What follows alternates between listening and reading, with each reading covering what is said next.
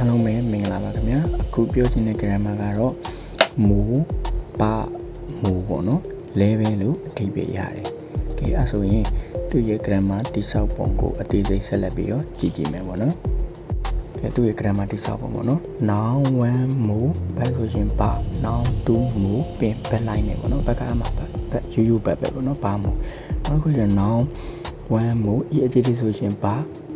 noun 2 မူပေါ့နော်နောက်တစ်ခုကကျတော့လည်းပဲ noun 1 မူနာကြည့်တယ်ဆိုရှင်နာလား noun 2 မူ noun 1 မူ noun ဆိုလို့ရှိရင်နာလား noun 2 မူပေါ့နော် noun တွေကကျတော့နာအကြည့်တဲ့နဲ့အတူတူပဲပေါ့နော်ကဲဒါဆိုအသေးစိတ်ဆက်ပြီးတော့ကြည့်ကြည့်မယ်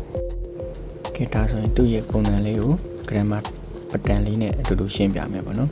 အဲဆိုရင် noun 1 မူ verb ပါ noun 1 နောက်မှာ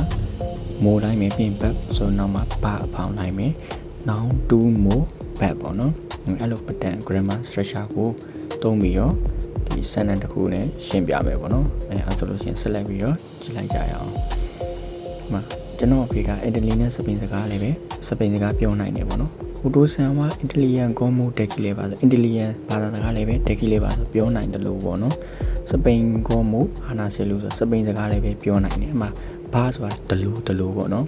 အဲ့လိုပုံစံမျိုးလဲပဲဆိုတဲ့ပုံစံမျိုးပေါ့နော်တက်ကီလေးပါဆိုလုံးနိုင်တယ်လို့ပေါ့နော်အဲ့ဆိုရင်နောက်တစ်ခုဆက်ကြည့်မယ်ဒီတစ်ခုကကျတော့ noun 1 မို့နာအကြည့်လေးဆိုရင်နာလာတက်မယ်ပေါ့နော်အဲ့ဒါနောက်ထပ်စာကြောင်းတစ်ခုကကျတော့ sentence တစ်ခုကကျတော့ noun 2 မို့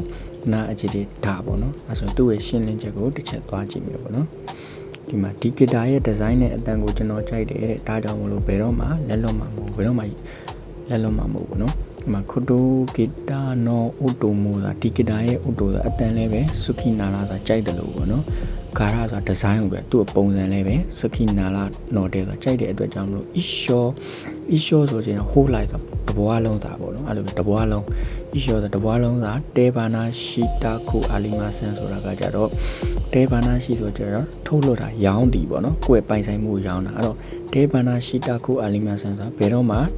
ရောင်းမှာမဟုတ်ဘူးတဘွားလုံးဘယ်တော့မှရောင်းမှာမဟုတ်ဘူးတဘွားလုံးတာကိုဘယ်တော့မှဆွန့်လွတ်မှာမဟုတ်ဘူးပေါ့နော်အဲ့လို isho ဆိုဟိုးလိုက်တဘွားလုံးတေဘာနာရှိမှာဆိုတာကကျတော့ဆွန့်လွတ်တီရောင်းတီပေါ့နော်ကိုယ့်ပိုင်ဆိုင်မှုတွေကိုအဲ့တော့တေဘာနာရှိတာခုအာလီမာဆန်ဆိုတာဘယ်တော့မှဆွန့်လွတ်မှာမဟုတ်ဘူးရောင်းမှာမဟုတ်ဘူးပေါ့နော်ကဲဒါဆိုရင်နားလည်သွားမယ်လို့ထင်တယ်ပေါ့နော်နောက်ထပ်